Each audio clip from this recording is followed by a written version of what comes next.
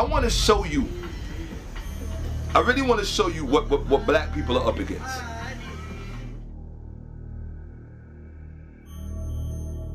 Imam Bashir, he found out that I was giving this lecture. All right? Now I didn't want to say, let's say a Muslim. A Muslim found out that I was giving this lecture. You already know who, Imam Bashir, right? And the first thing he said was, you have to invite me there so I can refute everything he said.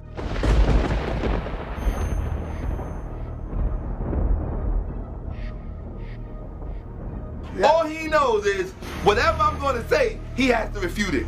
That is a religious mind.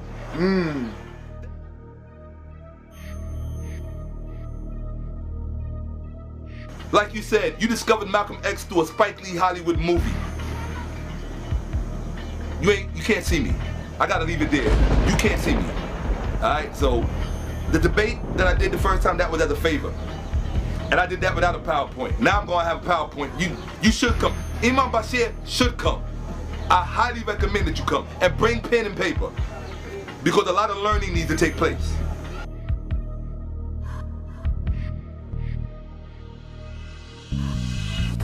There is a movement going on in what I call Black Islam. And Black Islam, you're really only gonna find Black Islam in America, okay? Amongst people who have some a current or former affiliation with the Nation of Islam. Now they may have evolved, or they may have diversified their affiliations, right? Imam Bashir being with the Ahmadiyya faith as opposed to the Nation of Islam, so on and so on. But at the end of the day, the Islam that I'm referring to is basically what I call Black Islam.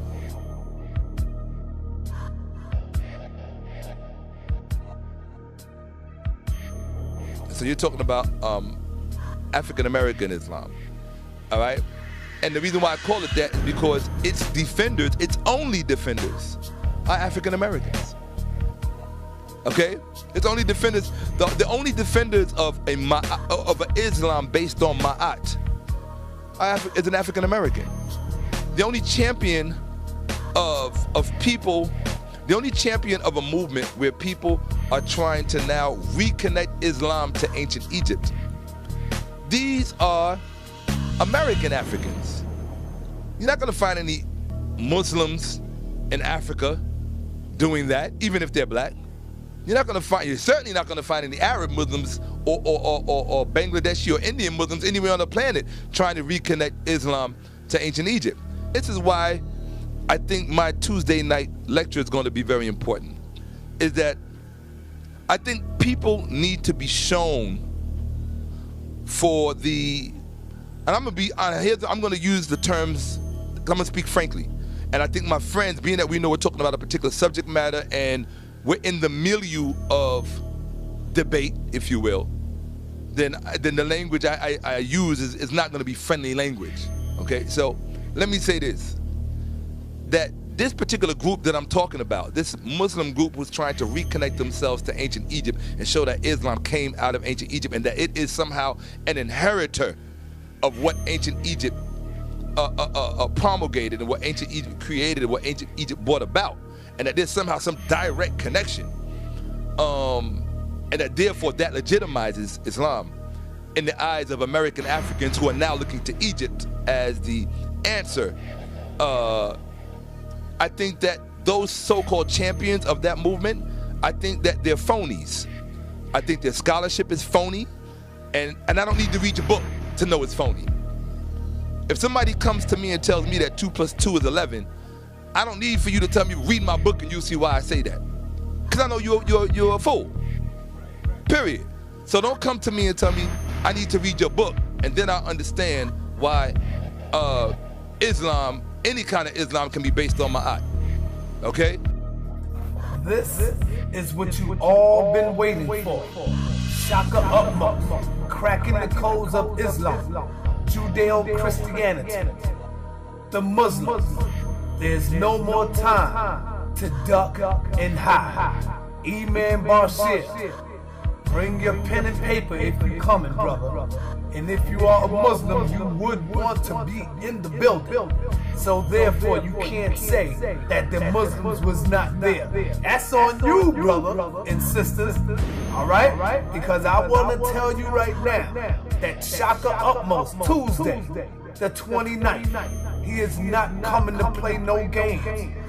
Bring your books, bring your pens, bring your pads. This will be a PowerPoint presentation given by Shakka Ahmose.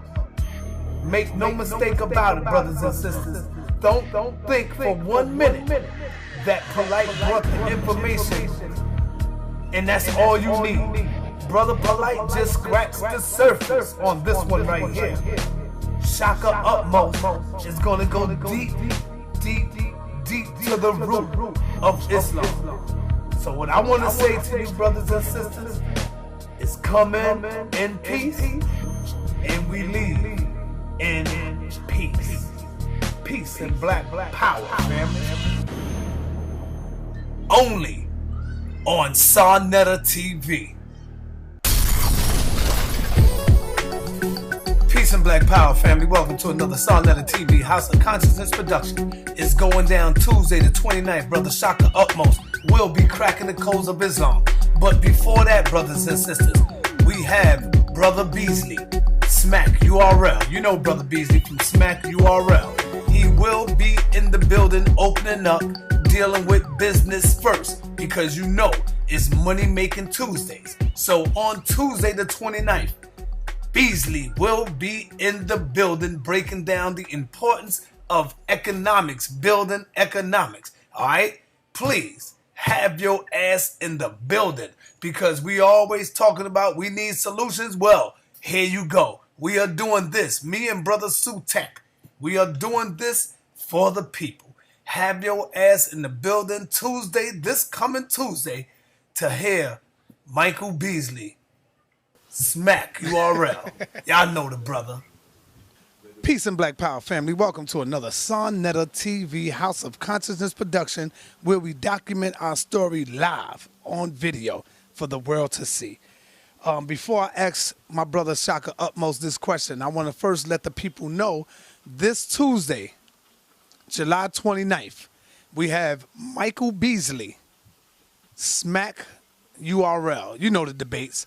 They will be in the building and they will be talking about the importance of economics and how to build our economics. Y'all know who Michael Beasley is from Smack DVD URL. I know you probably heard of Smack and all of them with the battles. But anyway, we got Smack and them. They're going to be in the building. My brother Shakka Ahmose, this is a blessing. The people is anxious to see you come back in the public, especially dealing with this topic. First, I want to ask you, brother, why is this important to deal with Islam? Is this the time now? Because you coming back into the full circle of dealing with this topic, Islam. Is this the time? Will there be a big rest in peace sign after this? Right. First, I want to say Hotep to Sarnetta TV and to the House of Consciousness. I want to say Hotep to the family and the community out there who are watching and who stay tuned. You all blow my mind. I cannot believe how many people watch the House of Consciousness. It is unbelievable. Your viewership has to be bigger than BET. Real talk. Your viewership got to be bigger than BET and Oxygen combined, or old channel, whatever Oprah call her channel, right? So Oxygen, whatever, yeah. Bottom line is black people are watching Sarnetta TV all over the world. I'm getting messages literally from Kenya, from Rwanda, from London, from the Netherlands, from France, from Harlem, from Texas, from California, Las Vegas, from Jordan, from all over the world, wherever black people are, they are watching. Black people in the military are watching Sarnetta TV on YouTube. I'm not talking about people who are watching it because they're working for the military. They're watching it because they're black, and what Sarnetta is talking about relates to them. So when I tell you that those of you who hate on Sonetta, like them Sonetta shuffle clowns, right? Those of you who hate on Sonetta, keep hating, because that's what haters do best. They hate. Always remember that. And that goes for the same one of y'all that hate on me. Keep hating, because that's what you do best. Now, that said, because we don't want to give them too much sunshine. Absolutely. Okay? So, you asked me about Islam, and is it important because it appears that I've come full circle, and will there be a RIP on the subject matter? Let me just say this. The one thing I learned from Dr. Shakka Ahmose, the pharaoh of Egyptology, is that no subject is ever completely laid to rest. No subject. All right? I think certain aspects of any subject can certainly be laid to rest. 1,000%. And so I think that at this discussion, what's going to happen is that one thing I've learned through teaching over the years is that the value of a lesson can sometimes be made clear by the measure of the questions that people are asking. Meaning that if people are asking poor questions, the answer is, I mean, the most somebody on stage is going to do is give you an answer to your question. So because the answer of the question is usually commensurate to the question asked. And so if you ask a poor question, you're going to get a poor answer. If you ask a mediocre question, you're going to get a mediocre answer. If you ask an awesome question, a great question, I think you're entitled to an awesome answer, a great answer. And so let me say this, that whatever it is that I divulge about Islam from my own perspective and from my own studies, I think at the very least what it should do is it should begin to cause us to ask much better questions than we've been asking. Questions that will prevent people from glossing over things and sliding over things very quickly in order to present their chosen religion as some idealistic thing.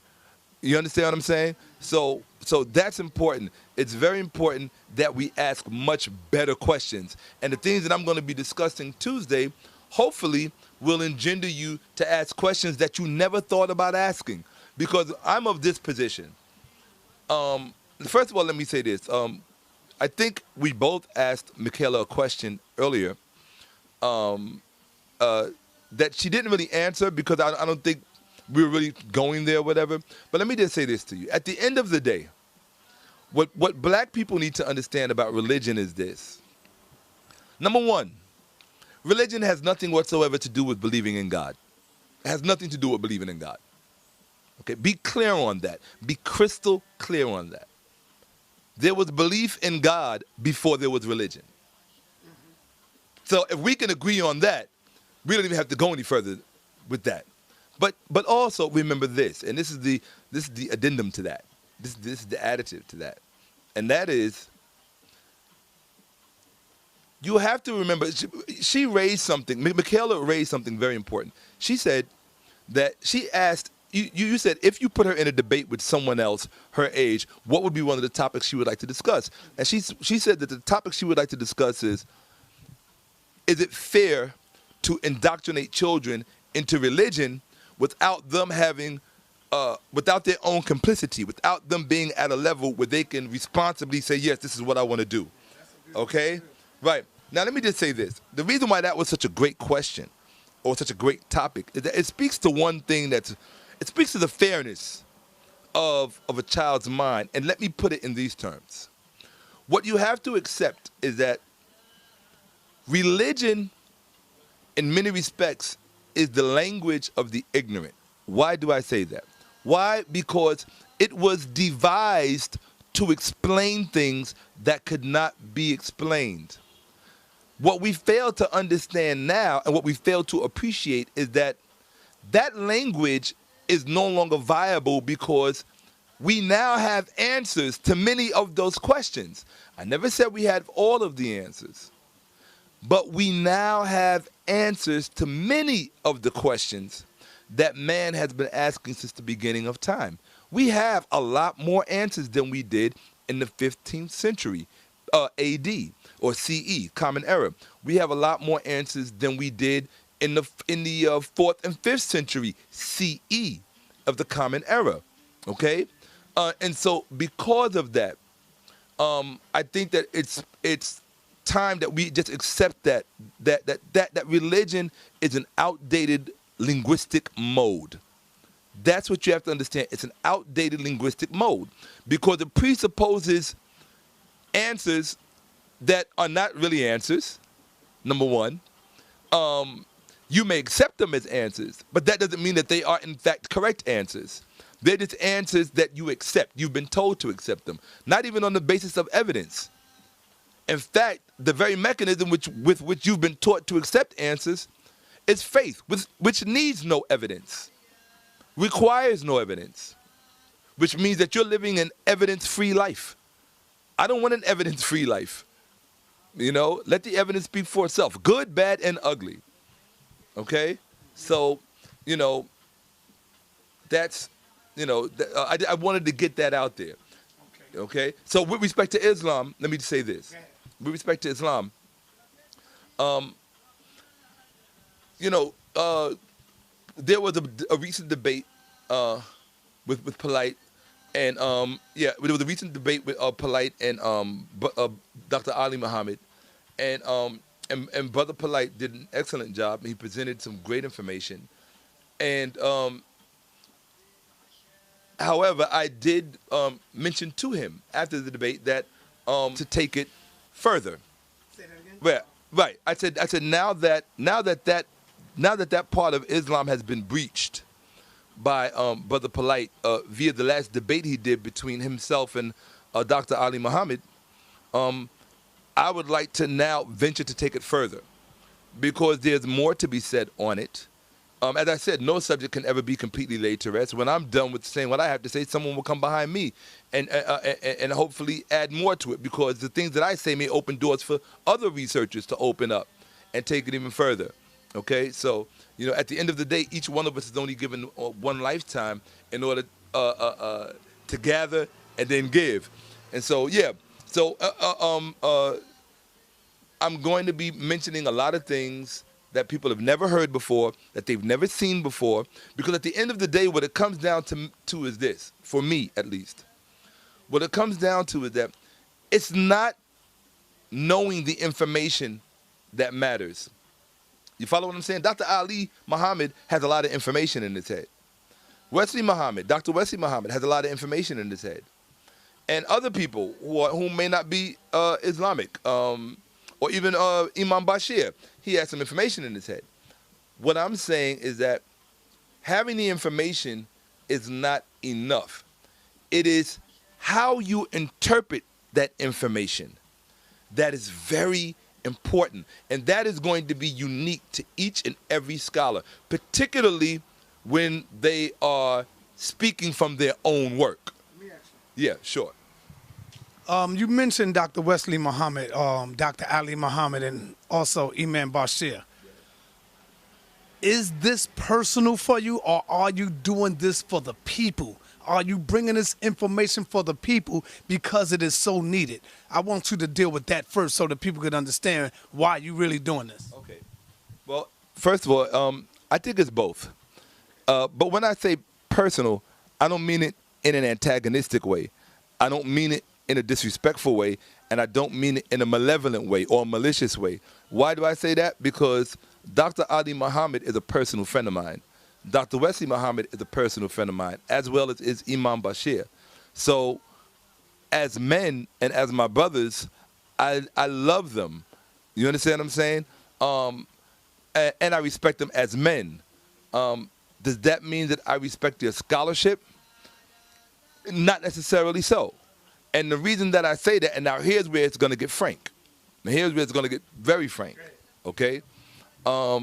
You said there was a question that you wanted to ask me earlier, or you're going to ask me that? Okay, all right, okay, cool. Let me say this. There is a movement going on in what I call Black Islam. And Black Islam, you're really only going to find Black Islam in America, okay? Amongst people who have some a current or former affiliation with the Nation of Islam. Now, they may have evolved or they may have diversified their affiliations, right? Imam Bashir being with the Ahmadiyya faith as opposed to the Nation of Islam, so on and so on. But at the end of the day, the Islam that I'm referring to is basically what I call black Islam.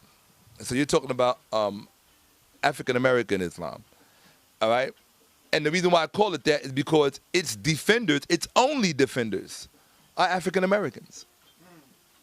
Okay? It's only defenders, the only defenders of an Islam based on Ma'at is an African-American. The only champion of people, the only champion of a movement where people are trying to now reconnect Islam to ancient Egypt. These are American Africans. You're not going to find any Muslims in Africa doing that, even if they're black. You're certainly not going to find any Arab Muslims or Bangladeshi or Indian Muslims anywhere on the planet trying to reconnect Islam to ancient Egypt. There's only one faction doing that, and that's the African American Muslim championship for that movement. Now, let me address that, and this is why I think my Tuesday night lecture is going to be very important. Is that I think people need to be shown for the, and I'm going to use the terms. I'm going to speak frankly, and I think my friends, being that we know we're talking about a particular subject matter and we're in the milieu of debate, if you will, then the language I use is not going to be friendly language. Okay, so let me say this: that this particular group that I'm talking about, this Muslim group, was trying to reconnect themselves to ancient Egypt and show that Islam came out of ancient Egypt and that it is somehow an inheritor of what ancient Egypt promulgated and what ancient Egypt created and what ancient Egypt brought about, and that there's somehow some direct connection, and that therefore that legitimizes Islam in the eyes of American Africans who are now looking to Egypt as the answer. I think that those so-called champions of that movement, I think that they're phonies. I think their scholarship is phony, and I don't need to read your book to know it's phony. If somebody comes to me and tells me that 2 + 2 is 11, I don't need for you to tell me, read my book and you'll see why I say that.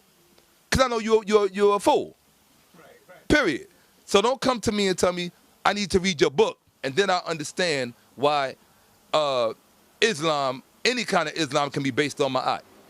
Okay? So, yeah, that's the beginning of that. All right, beautiful, my brother. Let me ask you this question. Being that you did brought up the debate with Brother Polite and Dr. Ali Muhammad, many people in the audience at the Polite last debate on Islam said that a lot of what Brother Polite put up on the screen, they seen you put that out first. They seen that you was the first one in the community to mention the link between Islam and Syriac Christianity. Polite used that in his debate. How do you feel about that, my brother? Okay, that's an interesting question. I don't know how long it took you to come up with that one, but that's an interesting question. Yes. Okay, let me say this. First and foremost, first I want to say A, and then I want to seal it with B. A, I was at the debate, number one. And when I was at the debate, more people than I can remember counting walked up to me and said that exact same thing. That, Bo, we see that that's your work up there, and blah, blah, blah. Which, of course, made me feel good, because anybody wants to be recognized and for their hard work or whatever it is. But let me say, and I get it a lot in the street. I was in Times Square 2 nights ago, and someone walked up to me. I was eating a veggie burger. Guy stopped his car, walked up to me, talked about how much he loved the work and the interviews, and he saw the debate. But he said, but I was aware that you were the first one that was talking about the Syriac Christianity Islam connection and blah, blah, blah. So apparently people are watching the debates. I mean, they can count. 1 comes before 2, 3 comes before 4. So, now that's A. That's A. I put A out there. Now let me put this out there with B. Is that, number one, Polite didn't do anything underhanded. All right, first let me say this. Number one, he called me before the debate, and he said to me, "I've mastered your work." These are his words out of his mouth. So it's not like he was trying to pull a carpet out from under my feet. It's not like he was trying to circumvent me or whatever. That's number one. I want people to be conscious of that. That when I say he's a person of integrity, he's a person of integrity. And people really, the more that you are going to get to see him, and the more that if you get the chance to interact with him personally, you're going to see that. He's a person of integrity. Number two, I need to write stuff down when I'm thinking, because there's so much stuff going through my mind real fast. But yeah, thank you. Number two, so number one was he called me and he said to me, I mastered your work. Would you please come to the debate? He asked me to come to watch him present. So that's not somebody that's trying to do something behind my back. That's not somebody who's trying to pull a carpet off. That's somebody who was listening and paid attention and went to work. Oh, I remember what number two is. Number two, you have been after me since day one to give a complete breakdown of Islam from my perspective, from my unique perspective. And I've ducked, I've dodged, I've pirouetted, I've done everything I could to dodge that thing, but for reasons, for some of which are legitimate, which I can't really latch on to anymore. The main reason was because when you're getting all of these phone calls from people who love you saying, please don't do it, please don't do it, we don't want you to be a target, I can't live my life in fear. I can't. That's not who I am. I can't operate in fear. I understand that you love me and you're concerned about my welfare and this, that, and the other. That's fine. But the reality of it is that although I had every opportunity to present that information, I didn't. And so Polite, with his young warrior spirit, said, look, if you ain't going to present it, I'm going to present it. And that's what he did. He did a good job. And he did it. And hold on, that's the key, too. He did an excellent job. He didn't just do a good job. Somebody else would have did a good job. Polite did a top-shelf job. And if you weren't at that debate, you missed history in the making. Okay? So, but I am glad, I'm proud and honored that my name is affiliated with the debate.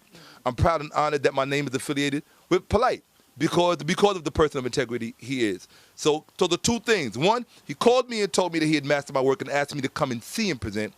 Two, I had every opportunity to present months, almost going on a year, and I didn't. So his young warrior spirit said, look, in fact, he kind of did to me, I never thought about this. He did to me what I did to him. The very first night that I got into it with Bashir on the street when you filmed it, it was because he was going that Polite, and Polite wouldn't debate him right there. And so I was like, look, if you ain't going to debate him, I'm going to debate him. And I jumped in. And ironically, in the end, he did the same thing to me. Look, Shakka, if you're not going to present the information, I'm going to present it. And I'm going to do a hell of a job. And he did. He did. Absolutely. Being that you said Polite did an excellent job, and he did do a top-shelf job, yeah. I still feel he just scratched the surface. For those out there who know you, I know you. You see what I'm saying? I know he just scratched the surface. He just pulled up the covers a little bit. Right. I know coming this Tuesday on the 29th, you really going to go deep in depth. What are you going to bring to the people that's different from what our brother Polite brought? He put all of them in one bowl. The Moors, the Muslims, the 5%ers, the Nation of Islam. He put them all in one bowl and he killed them all with one stone.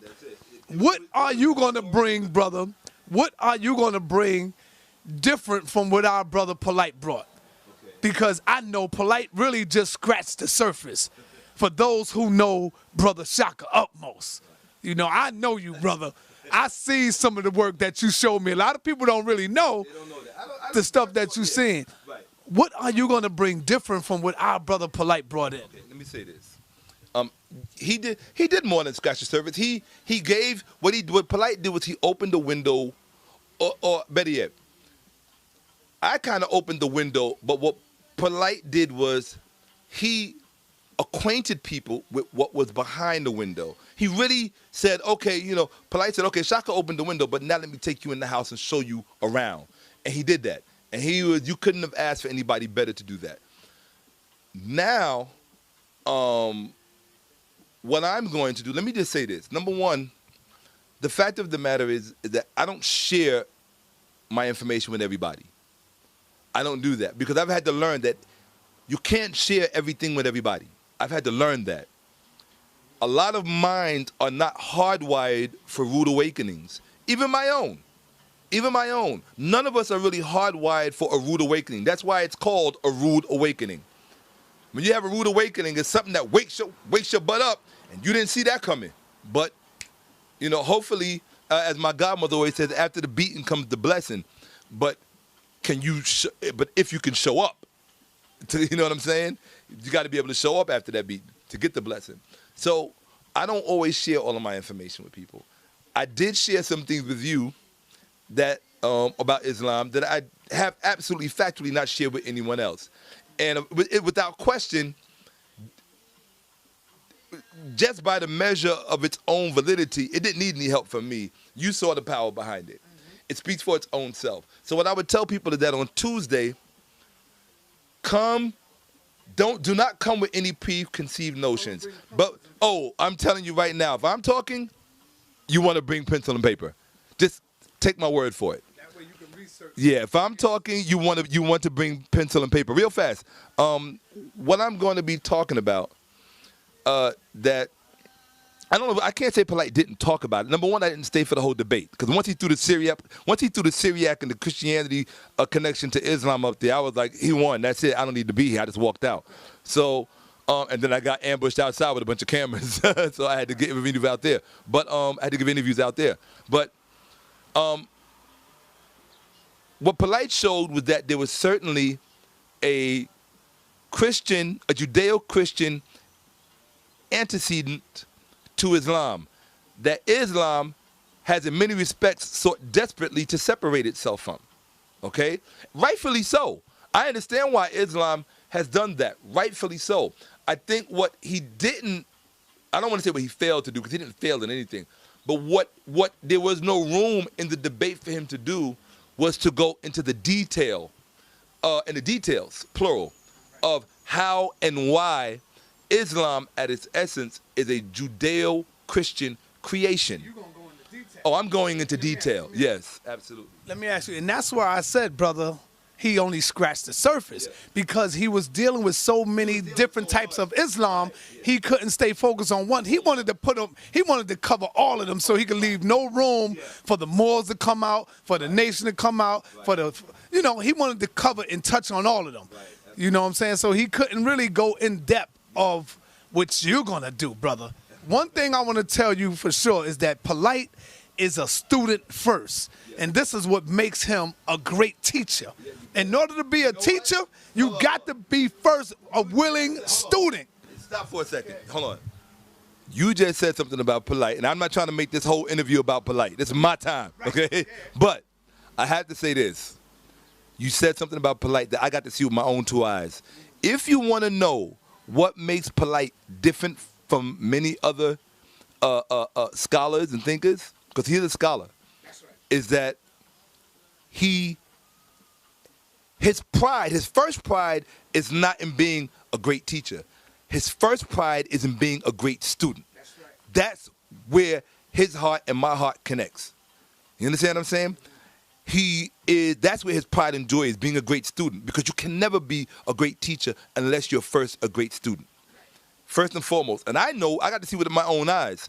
When I was talking about Syriac Christianity and Islam, everybody else was, bam, bam, bam, bam, bam. I don't want to hear it. I said, okay, no problem. Polite was like, huh? Polite said, what'd you say? That's right. And he said, you ain't got to say it twice. Just say it one more time. And he said, that's all he needs. Polite is like James Brown. He said, don't get it from me. He said, just open the door and I'll get it myself. Imagine if we had 1,000 Polites. Imagine if we had 1,000 Shakka Ahmoses or 1,000 Sonettas or 1,000 Michaelas just coming out of the wood. But you know what, though? You know why I say imagine if we had 1,000? Because we actually have millions. We have millions. There are millions of Shakka Ahmoses out there. There are millions of Polites out there. There are millions of Sonettas, and there are millions of Michaelas that are unknown. The only difference is that we have the camera. But I promise you, we are going to bring them to you. Sonetta is going to... You better stay tuned to Sonetta TV because they lied to you. The revolutionaries got one thing wrong. They got one thing wrong. I'm going to tell you what it was wrong that they got. They said that the revolution will not be televised. it got YouTubeized. Okay?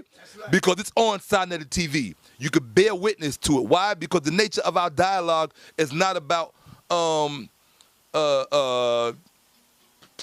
Jay-Z and Beyonce fighting in the elevator, or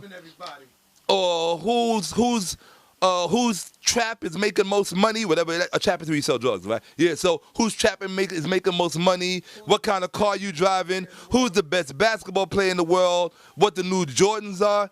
We don't care about that. We are proud to say that our values are beyond that.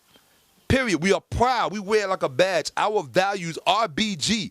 Our values are beyond that, are beyond what our historical oppressors have prescribed for us. We're not taking that medication.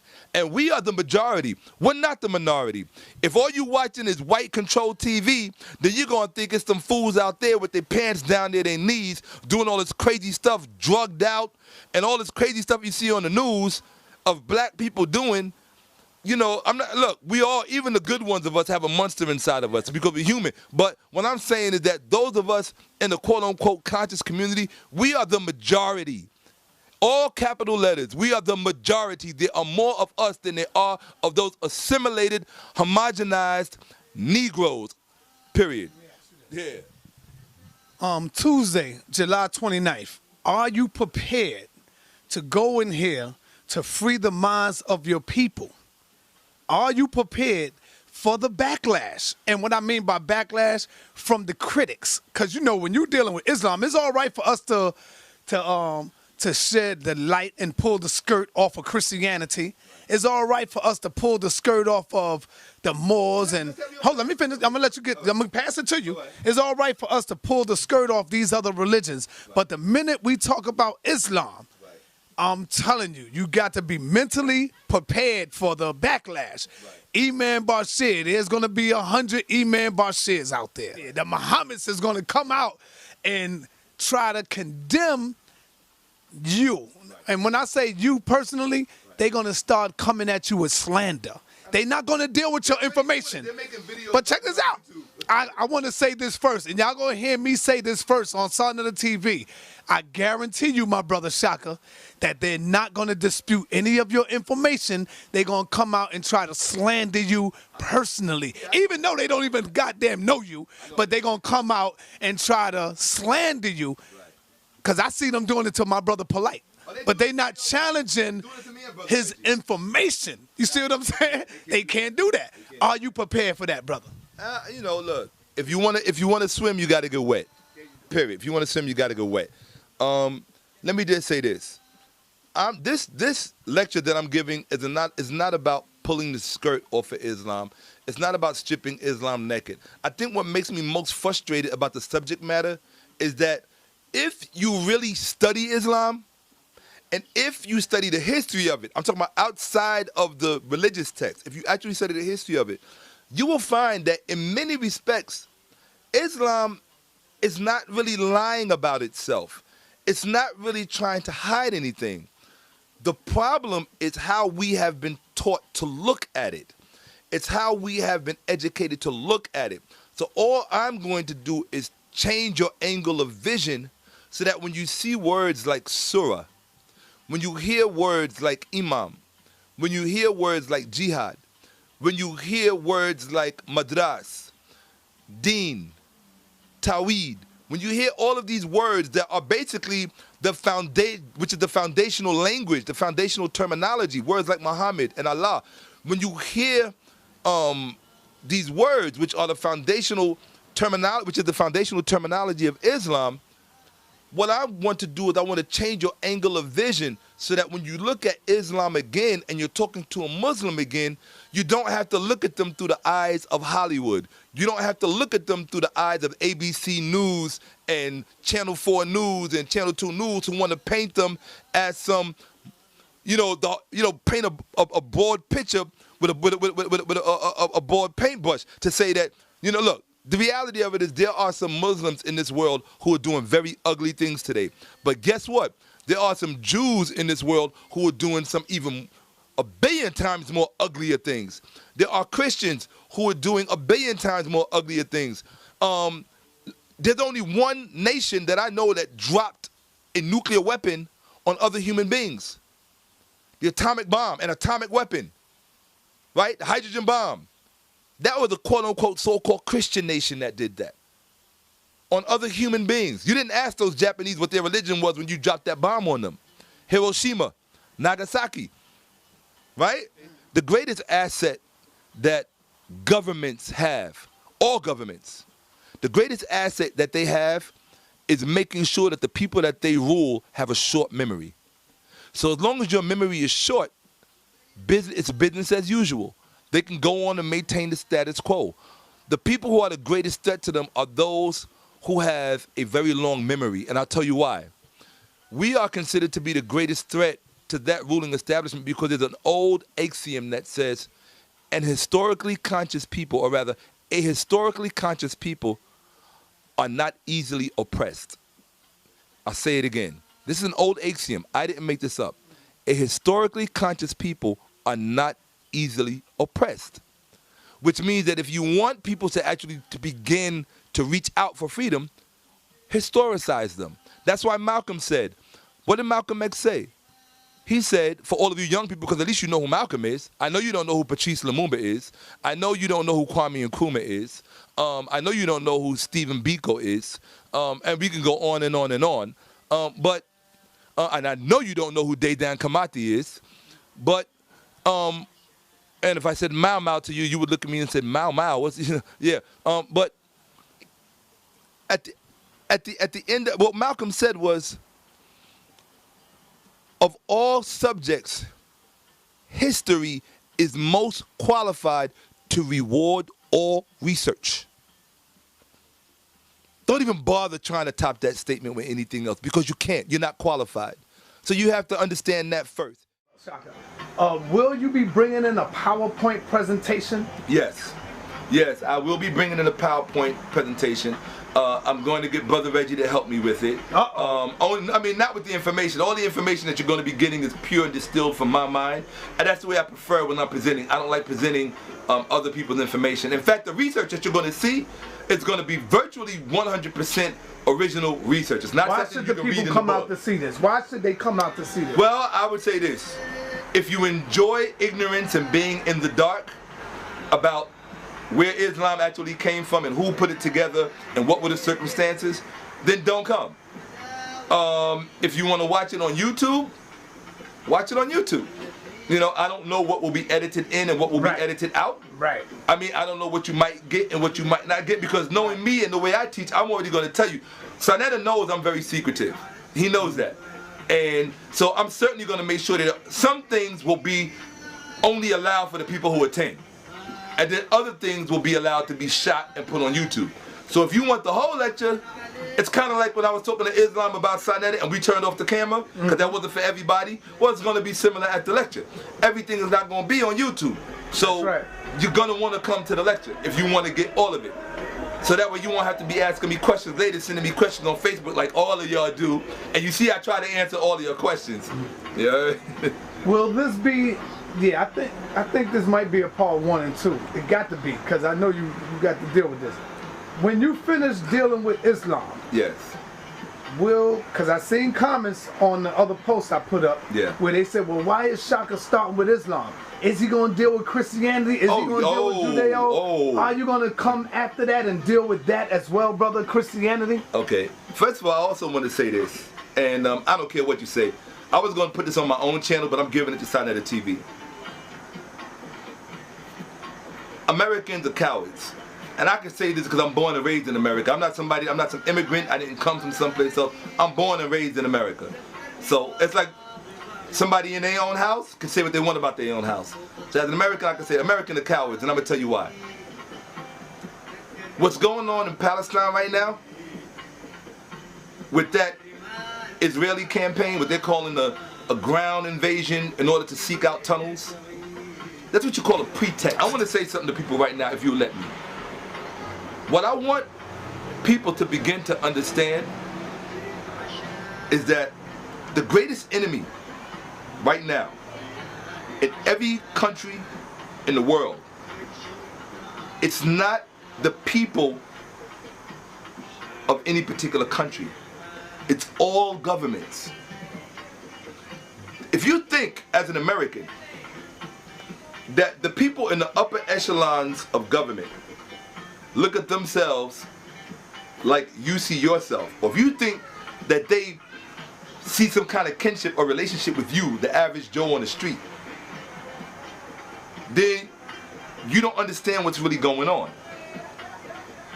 You understand what I'm saying? Mm-hmm. And a lot of people are gonna really shit on me for saying this. I really care about people shitting on me. In some measure, I didn't say it all, in some measure, the average white guy and the average black guy just walking in the street, they have more in common with each other than what's that black Negro's name on the Supreme Court? Clarence Thomas. Clarence Thomas. Clarence, Uncle Thomas, Uncle Clarence Thomas, right? The average black guy in the street has more in common with the average white guy in the street than he does with the black Supreme Court Justice, Clarence Thomas. The average black guy in the street has more in common with the average white guy in the street than he does with Colin Powell or Barack Obama or even Michael Jordan. Mm-hmm. You understand what I'm saying? So a lot of times there are a lot of things that are actually classes that people interpret as racially, as racial, and that's a mistake. You don't want to make that mistake because then you're not seeing things for what they actually